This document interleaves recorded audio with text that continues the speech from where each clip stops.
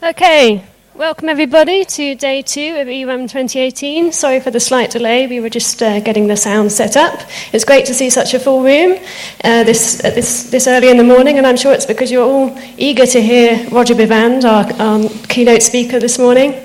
Roger is a professor at the Norwegian School of Economics, and he's been active in the R community since 1997. And his main research is in spatial data analysis, but today he's going to talk about a practical history of R, drawing on his long time in the R community. He's going to explain a lot of things that might seem a bit confusing about R and about the way the R community works. So please join me in welcoming Roger Bivand. Thank you. Thank you, Heather.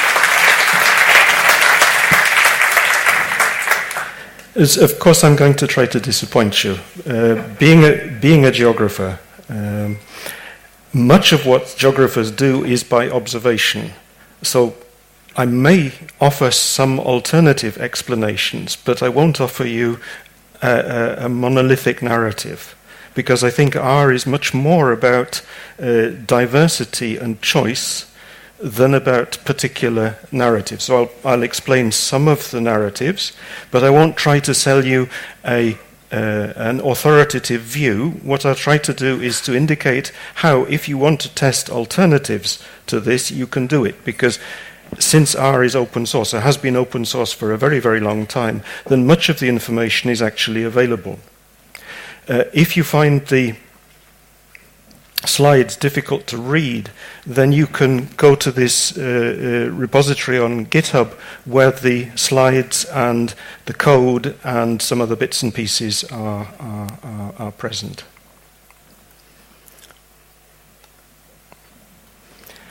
What I said in the introduction, or the abstract for this talk, which was really supposed to be a workshop rather than being a keynote, was that sometimes we see things which appear a little odd. We see choices which were made sometime in the past, like strings as factors being true or drop being true. Some of these things were made in the past, but possibly there were reasons for it. And that's what I'd like to focus on, is how to use the R sources, what we can glean from analyzing information which is available for everybody, to finding out possibly which alternative explanations for some of these choices cast light on current concerns. So that I'm going to look at readings of the R sources, but not necessarily just the code, not in particular the code, because that's been mentioned a couple of times already here, and other information to look at the history, and to go back to talks given by some of the initial authors of R, which have already been referred to here, particularly by Martin, but also by others. And then go on to look at a couple of fairly more or less recent blogs to see what other factors may be present over and above the ones which appear in those blogs. So a couple of initial points. There's a quite nice blog piece by Rasmus Bort about the antecedents to R in the S language, and you find something fairly similar in the second chapter of Chambers' final blue book, or the last blue book that John Chambers has written from 2016, where he describes some of the backgrounds. However, as Hadley Wickham repeated in 2014, without reading at least the first chapter of SIGPA, then it may be a little difficult to understand where some of the things were coming from. So that the atmosphere during the late 1980s, the early 1990s, and the understanding of how programming as an art at that stage was viewed is quite helpful. So that putting oneself into the mind frame of the creators of R, the creators of other kinds of statistical computing, in particular LispStat, which I think is quite key. I don't know whether anybody has, apart from those of us who are over 60, have used LispStat. Has anybody else used LispStat? Well, Achim's much younger, But apart from that, it's quite interesting to realize that there are other heritages than the ones that we perhaps perceive superficially today. So I'd like to go to a quote from a review paper by Rossi Haka, where he's showing what R actually looked like when it began. So this is R code when it began. And you can see it looks much more like Lisp than it looks like S. And his explanation is that the S-like appearance of R was added incrementally. We initially moved to an S-like syntax for our experiments because although we were both familiar with Lisp syntax, we didn't feel it was really suitable for expressing statistical computations. This choice of syntax set us on a path towards compatibility with S.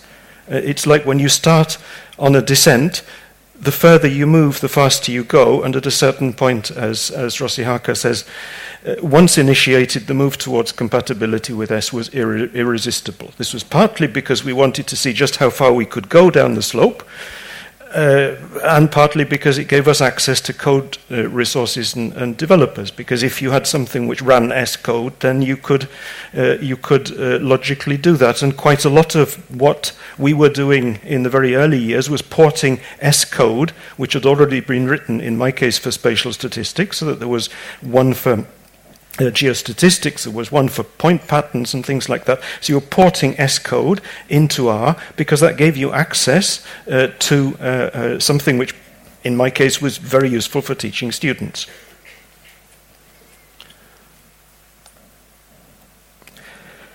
Just a review of the books, so that there's sort of 1.5 brown books. They're from the early 1980s. There's the blue book and the white book, and R comes in more or less when you get to the white book. So the white book is 1992, and that was the state, that's S3S, that was more or less where things were when R was developing. Then you go on to the Green Book, 1998, Chambers 1998, which introduces S4, and S4 classes, connections, and other details like this, and a very unavoidably useful book by Venables and Ripley, which tell you how to program in this. So that I think that quite a lot of us at the time would have used the Green Book and the Venables and Ripley book on S programming, which includes elements of R programming and including the S4 system. So that the S2 system is described in the Brown Book, and it wasn't extendable. S3 is in the blue book and completed by the white book, and S4 in the green book.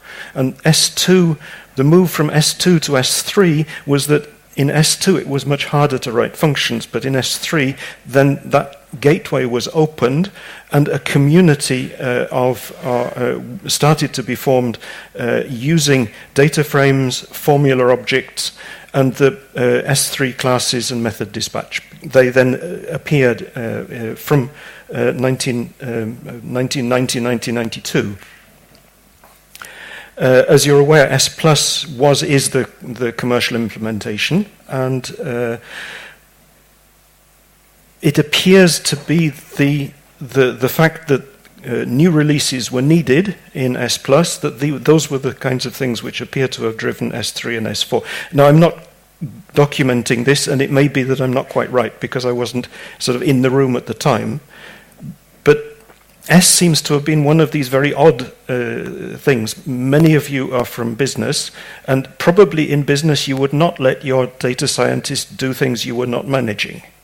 Now, Bell Laboratories appears to have been a completely odd commercial institution or firm, because the computer scientists and the statisticians working at Bell Laboratories largely don't seem to have listened to their managers. So they did what they thought was fun, and the managers they sold telephone exchanges and were monopolies and things like that. So that it remains a complete puzzle as to why a telecoms major would pay for fundamental research in computer science and data analysis when it had very little to do with their products. You can see on the cover of the Green Book, you can see this disk.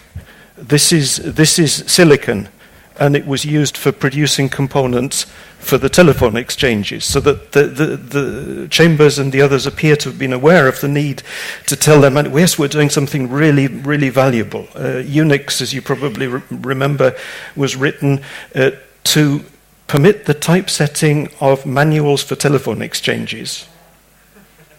That was the justification given to the managers. So if you're in business and you think that, yes, I can lead my team and we're going on to greater and greater successes, then perhaps some of the spin-off, some of the fuzz, the things they do because they think it's fun, are actually more valuable, but they may not be valuable to your shareholders, but they're more valuable to the community as a whole than their day-to-day tasks.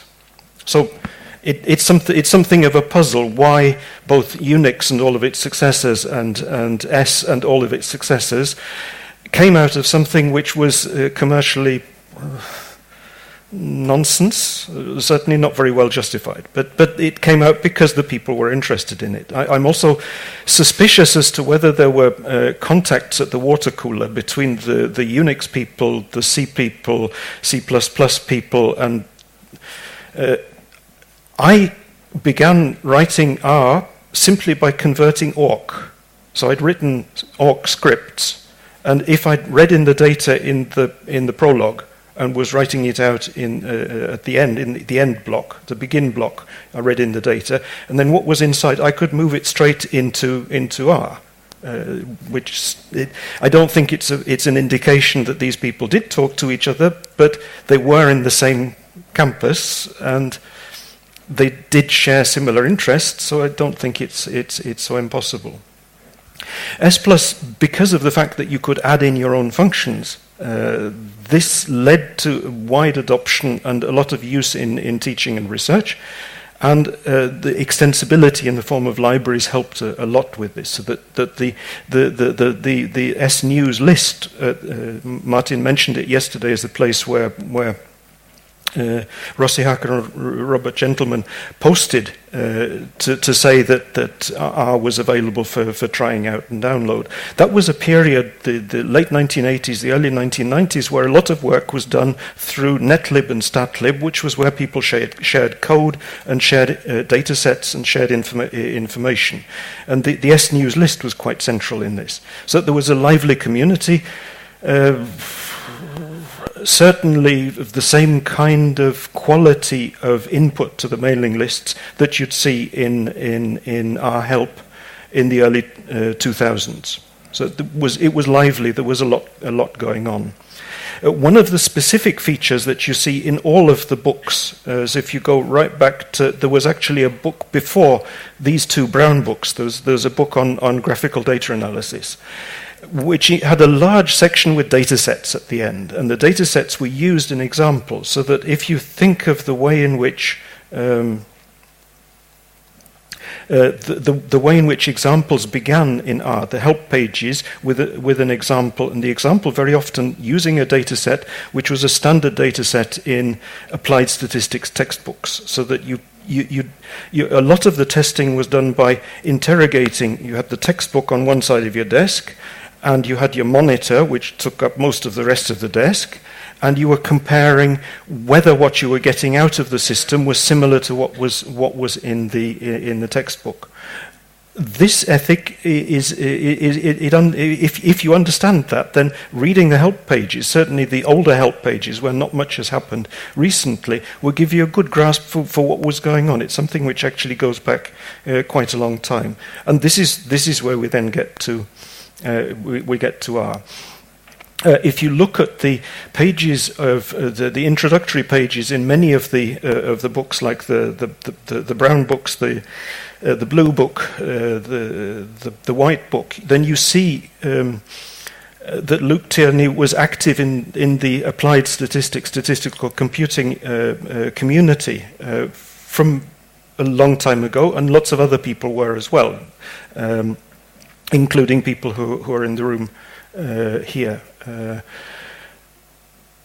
One of the reasons why he was able to interact with the initial authors of R so adequately was because of the fact that because he was working in Lisp, then with Scheme under the hood, it became very easy to convert some of his experiences in statistical computing to those used in R. And indeed, Luke Tierney's and others, including the people that Martin mentioned yesterday, has been quite crucial. So I've now got them in orange. That's a link to the same paper that Martin was referring to, the Altrep proposal, which is really that's 20 years of work.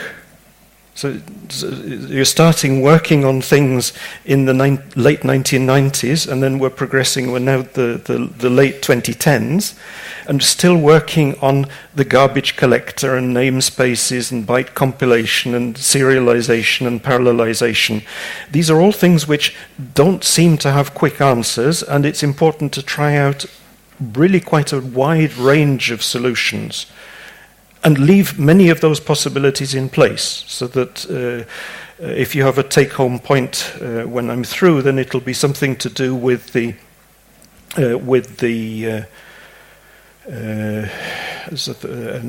allegory of R as an ecosystem, where there may be niches which match particular needs in particular ways. There may be some succession, that some representations will replace other representations, but very often the seeds from some of those older representations are still in the code, and it's possible to go back to them. So I don't think that the idea of R as a monolithic project has any basis in experience. So that many of the things which were going on initially with the defensive copy on possible change, that if an object might be changed, then you make a copy of it just to be on the safe side. These are things which it's very difficult to find clear indications from computer science about what the absolute best way of doing things is, and because of that, then it's been a learning process. But one of the elements of the learning process, which, to my knowledge, certainly Luke Tierney and Brian Ripley fought hard to accomplish, was to have R loading fast. To reduce the image of R when it loaded. If you think of parallelization, you want to spin R up on multiple nodes, then you don't want an R engine which is large. You want an R engine which is relatively small. I thought I'd risk trying to demonstrate some of these points in vintage R. So I'll go over to looking a little bit about this. In Rasmus Bort's R Journal article on naming conventions in R, he says, well, it seems really quite odd that people don't use the underscore separated, or snake case. However, it's only as recently as 2004 that the underscore ceased being an assign. So I'll expand the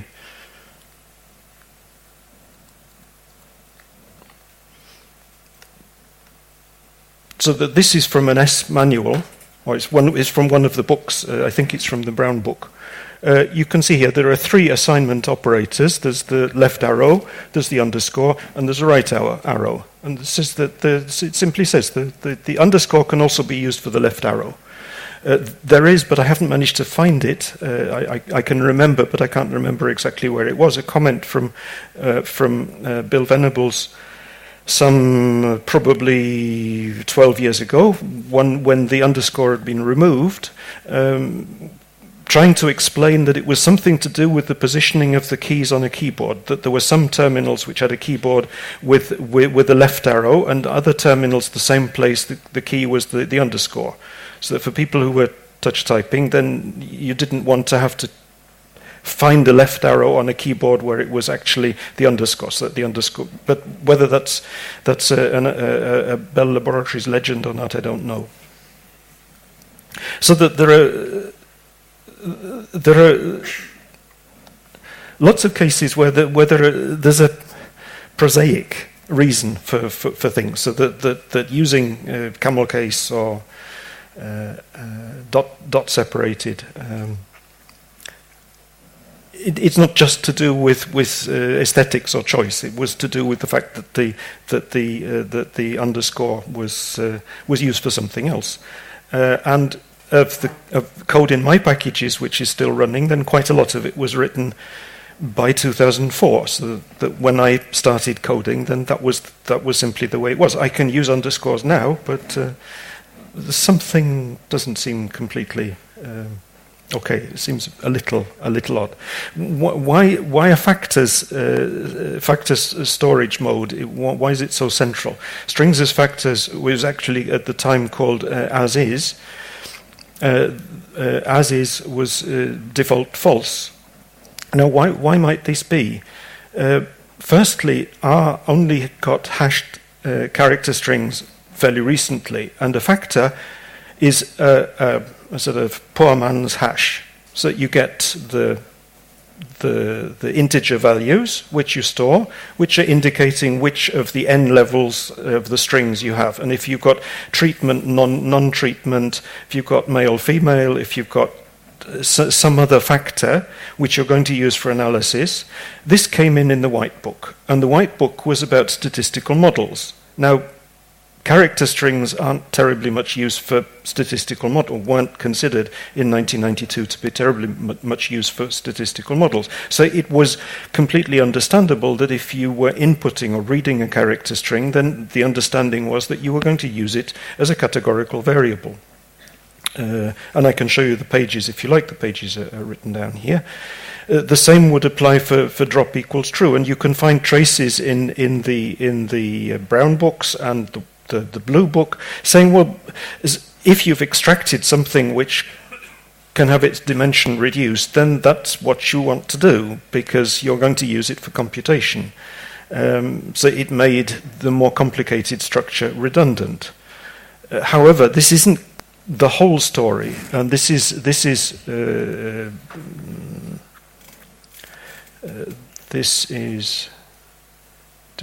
don't have a copy of that one. This is a so I'll read it out. This is a slide from Rossi Haka down in the bottom right corner from the IHACA lecture series 2017. So it's from the first lecture where he's talking about the language of quotation mark B quotation mark, which is a language which he's working on with a doctoral student. And the problem that he points to here is that since everything is a vector, then I and j are also vectors.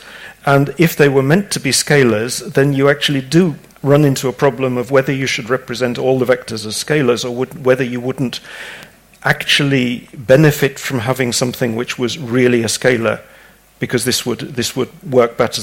When you're trying to get element one, so the first element of the array, if the ones and the ones were scalars rather than being vectors, then things would go faster. So he says optional arguments are expensive.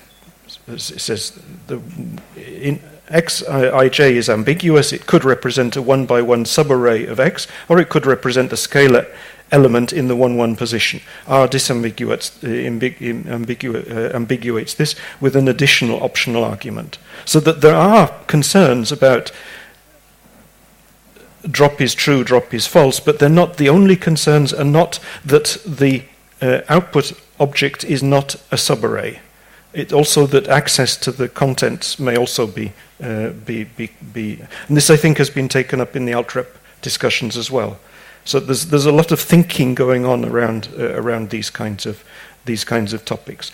Now I'm now going to be brave and try and run R049 because I could before I came up on stage, but the diffs are included in the GitHub website. I have a video, but the video doesn't project very well, so I'll try and start R049 This is R049 from, as you can see, from the April 23rd, 1997, running on Fedora 27, compiled with GCC 7.3, which is perhaps says a lot about the quality of the code at the time, that actually very few diffs were needed to get it to run. So who have we got here? We've got the garbage collector. So garbage collector is saying that it's allocated concells and bytes of heap. It's got as much as 2 megabytes in there by default. You can change this by a command line argument to set the heap larger. So we have a look at something.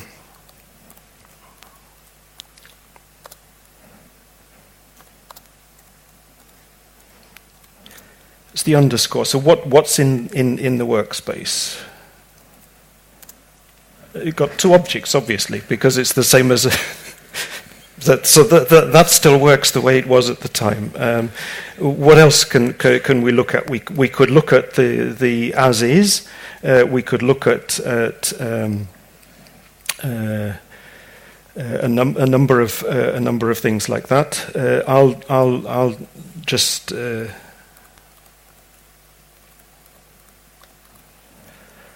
So just giving you an indication that the S3 methods were present, so we'll say fit is...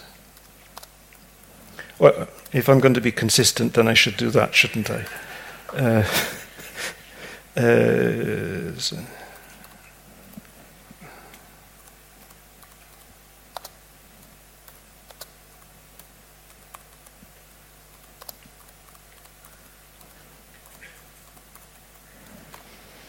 And then we say family.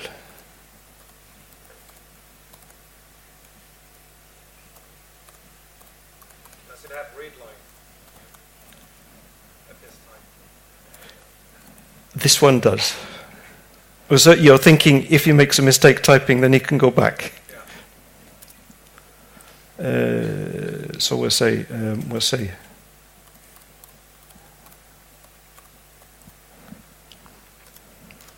Yeah, it does have read line, right? Yep.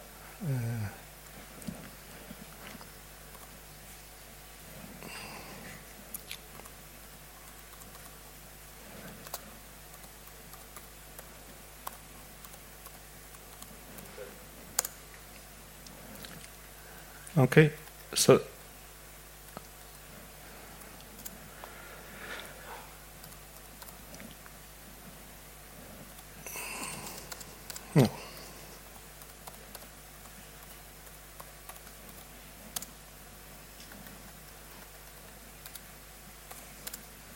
okay, so it's doing all kinds of things that you'd expect it to do, but what's in the search path? That's a big H. So you've got the global environment, which is what you'd expect, and you've got the system environment. And one of the files on the GitHub site is a printout of doing lapply on args, applying to what's inside the system environment. And in fact, there are something like I'll do that.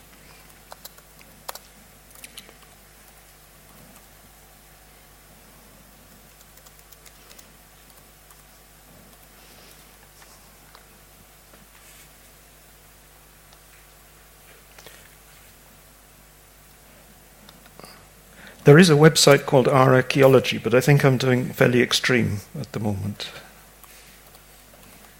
I couldn't get R062.2 to work. So there's 713 elements in that environment. Now you can imagine that as time went on, this could grow and grow and grow, and then things started having to be taken out of the base, which is essentially a system environment is the base package, but it wasn't considered as a package at the time. We've got all of the S3 features. Like if you look at what print is, the print function, of course, it's use method print, and so on. So for those of you at the back, it's difficult to see now that I've filled up the screen here, so I'll go back to the presentation in a moment. But actually getting our 049 running is not an enormous problem. I didn't manage to get it to load the EDA package, which I really would have liked to do, or the MVA package, which I think Martin had something to do with at the time. Not that it doesn't work now, but that it did work then. But that's to do with the fact that over 20 years, the way that object loaders have changed has been relatively extensive, and I haven't managed to debug that. So that's fun. So I don't know that you can play with R049 on your phones, but if you'd like to try, then be my guest. What else can you look at which gives you some insights into the kinds of things which were going on? As we know, R-Core, and I'm not an R-Core member, R-Core it's a cathedral choir, so it's a cathedral in the bizarre cathedral model. So R-Core makes decisions. It doesn't have to explain its decisions. It reaches a consensus. And as several people have said in previous talks, Brian Ripley gave a talk in Warwick 7 years ago, and lots of other people have said the same kind of thing.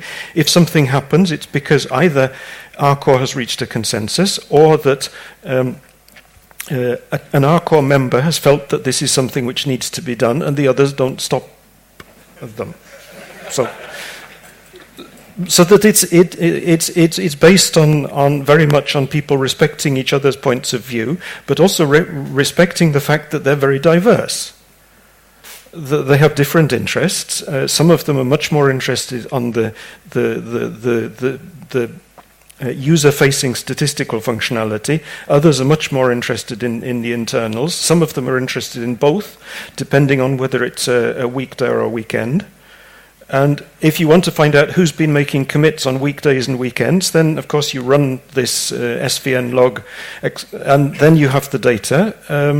In the code which is on the GitHub site, then there's a very scratchy XML breakdown of how to get the stuff out of there. So that if you wanted to find out which R-Core member makes commits only on Mondays, then you can do that too.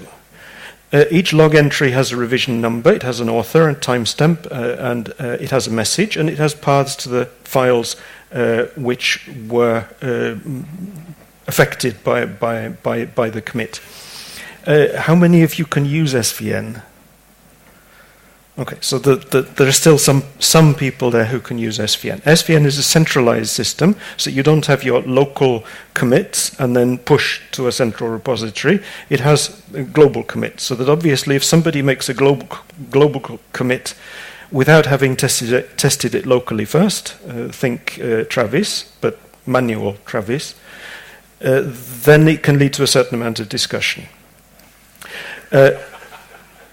But it's okay, because it also means that everybody knows that if you do something without having checked it, then it will have consequences, and so you're responsible in that way.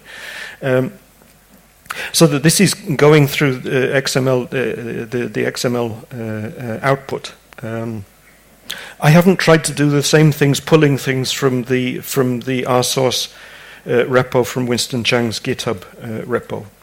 So that if you want to look at the number of commits from 1998 through to the end of last year, then this is more or less what they look like.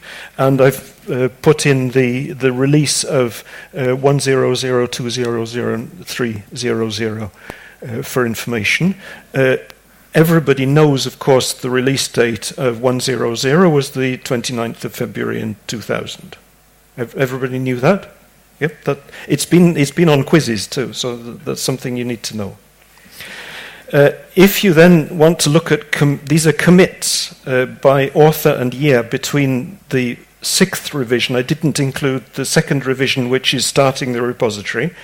Then it looks something like this. So you can see when particular individuals join the R-Core, and this then continues a point which was made by John Fox in 2009, that Brian Ripley of Oxford University, once he joined, he made a large number of commits. Many of them are as Brian Ripley himself would say, that they're sort of mechanical. They're things which needed to be done, which didn't involve they weren't enormously creative, but in terms of the community which we've become, they were creative. Internationalization is not something you do for fun. And so that Martin's, I think both of you have been in the German translation team, or just Martin? It's just... Yes, but there's a list on the website saying who made the translations into different languages of the error messages in base R. So that thinking about how you can extend the usefulness of R in teaching in universities, first across Europe and then around the world, really mattered. And it obviously involves a certain number of commits, because you're changing all of the error messages to use get text.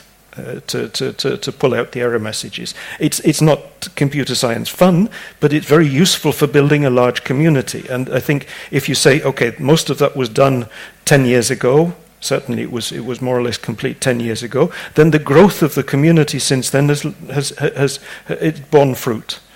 And there are lots of other things going on in the same way. Martin Meckler's here in the room with us, and you can see that his contribution from the very beginning has been very solid. But quite a lot of this is housekeeping. It's making sure that things are lined up properly. Kurt Hornig, the lead administrator of the archive network of CRAN. There's a lot of developments which have to be put into the packages which support the flow through the archive network, in addition to a lot of statistical work.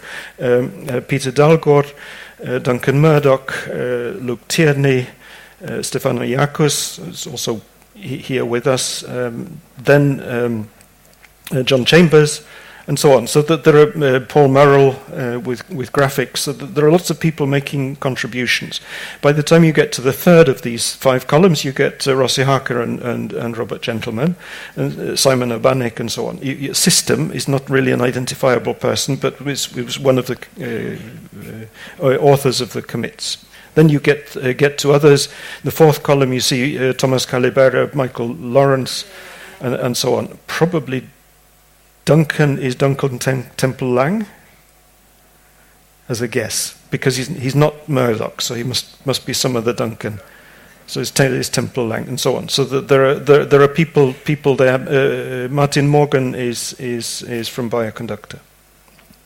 This is what the XML entries look like, so that they can be parsed.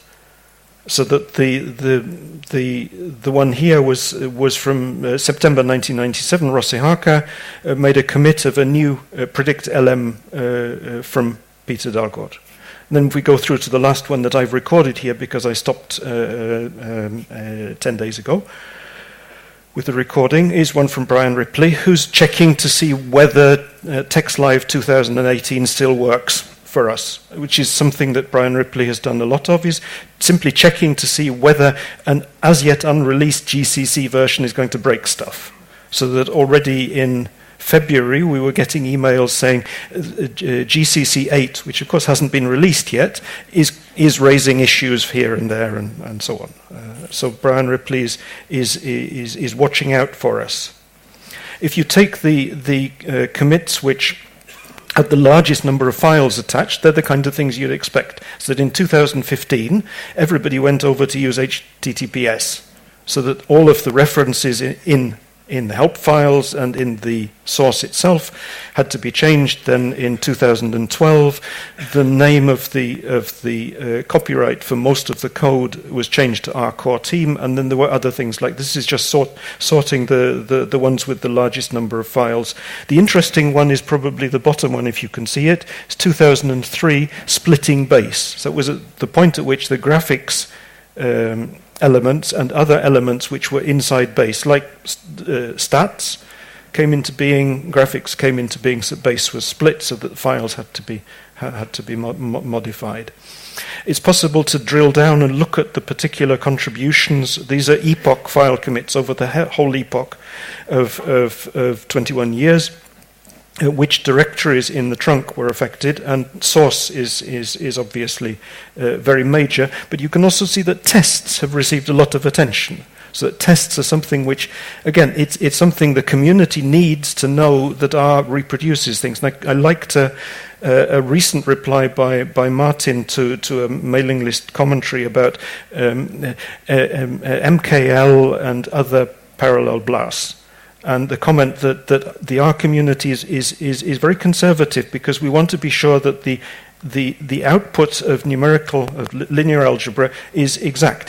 We need to know that it's still exact, and if it isn't exact, we need to know why not. So that you get things like sign switches on eigenvalues. So we need to know where it's coming from, and not just say, well, it doesn't really matter because actually the numbers are very close to each other. We need to know where each of this is sort of, if you like, the ethic of responsibility and being able to see that if a change occurs in the output, where's it come from?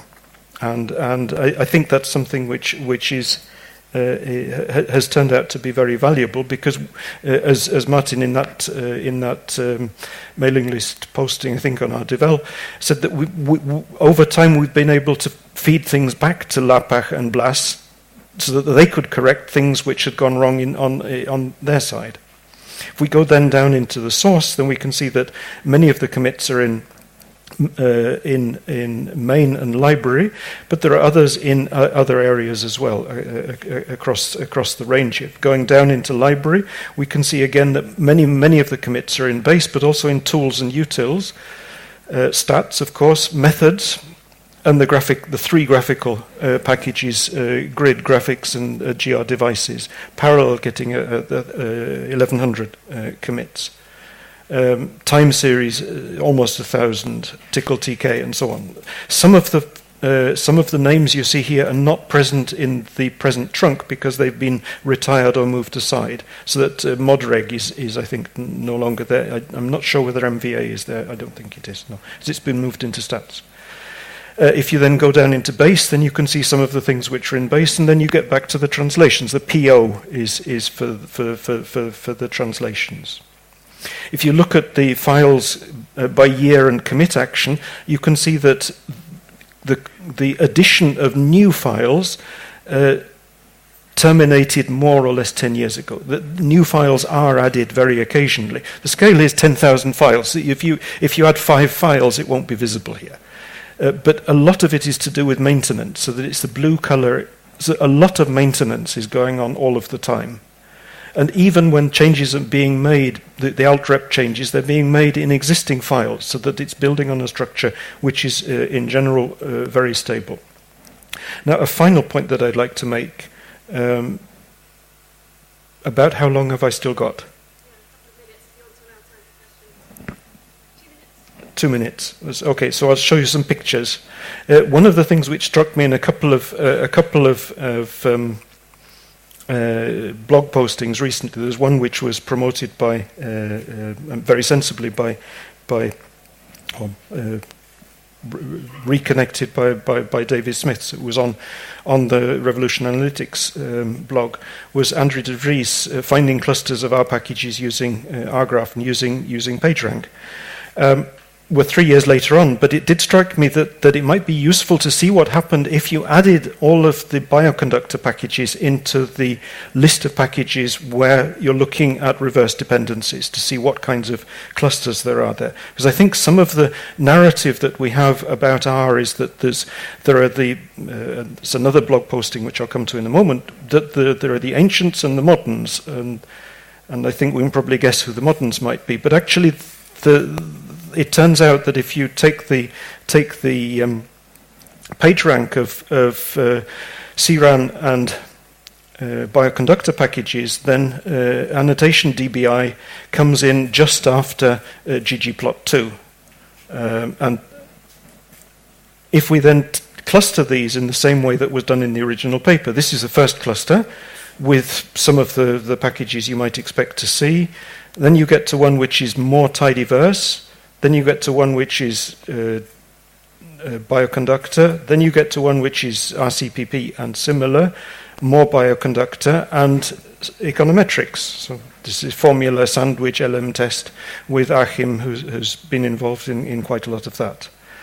If you then make a word cloud of these with the letters scaled probably not exactly correctly as they should be, but these are scaled by page rank, so that the first cluster then gives you mass ggplot2 and so on. So there's a collection of packages there. Then you get the tidyverse to the right. Then the third one was a sort of bioconductor, biobase, genomic ranges, and so on. And the fourth one is RCPP. But RCPP, as you can see by the scale of the letters, is actually now very central in that cluster, and it wouldn't have been 3 years ago. The fifth cluster is dominated by annotation DBI, and the sixth cluster, sorry, it's econometrics, but actually, so bioconductor is actually quite a big player and tends not to be terribly visible because their packages are by design not hosted on CRAN. So if you just look at the CRAN data, you don't see it. And then there was another one looking at the co-authorship, so not the reverse dependencies of packages, but looking at co-authorship, who writes with whom of authors on CRAN. So again, I added in bioconductor. First cluster, you get Kurt Horning, Martin Mechler, Achim Zelis.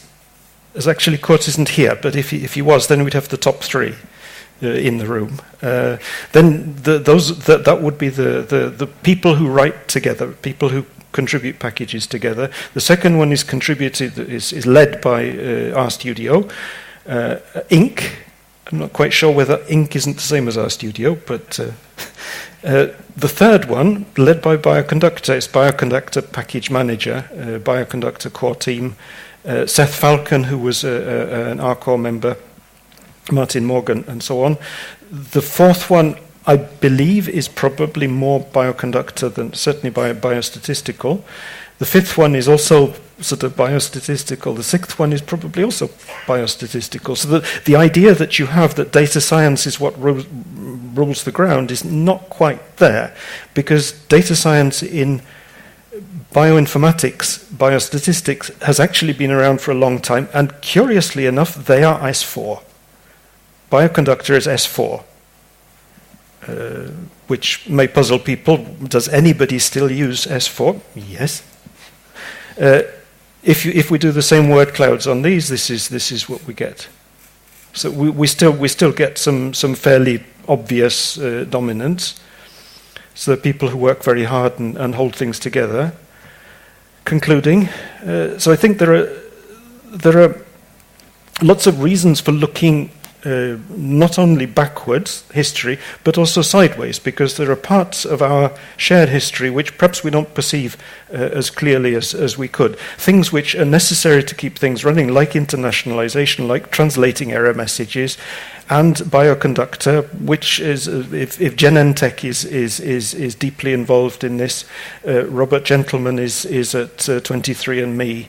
So there's a lot of things which R is doing which we don't see as clearly as perhaps we might from, say, from Twitter feeds and so on. They don't need to tweet about each other; they're already established, so that they don't need to stress their contributions, which is a completely valid thing to do, but they're a slightly different generation.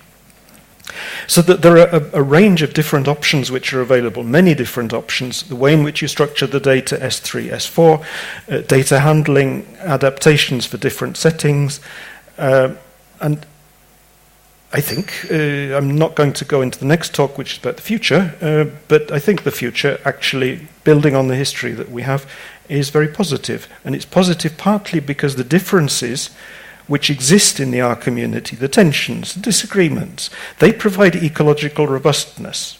If we had a single narrative which told us what we, that we all march in step, that would start to become outdated fairly quickly. But if we have diversity, then someone else is going to step forward and move things in a more positive direction or a helpful direction without necessarily needing to stay in step. So that the more people who break step, probably the healthier we'll be.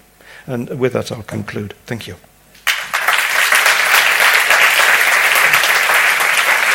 Thank you. Okay, Roger kept very nicely to time, but we did start a little late. So I think what we'll do is if you want to move to the other room, maybe you can start moving now, and then we'll take one or two questions in here. So if you have any question, please raise your hand, and I'll bring the mic to you.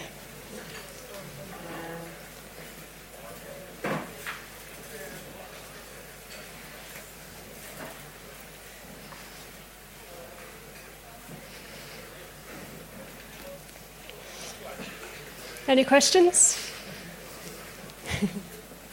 It wasn't, as I wasn't making any hypotheses, so that it possibly is reasonable for them not to be any questions. But if there are comments, then and I'll be around. So yes, yeah, okay. So we will have a little bit of a break to allow people to move across, and for Henrik, our next speaker, to set up. So yeah, a little breather.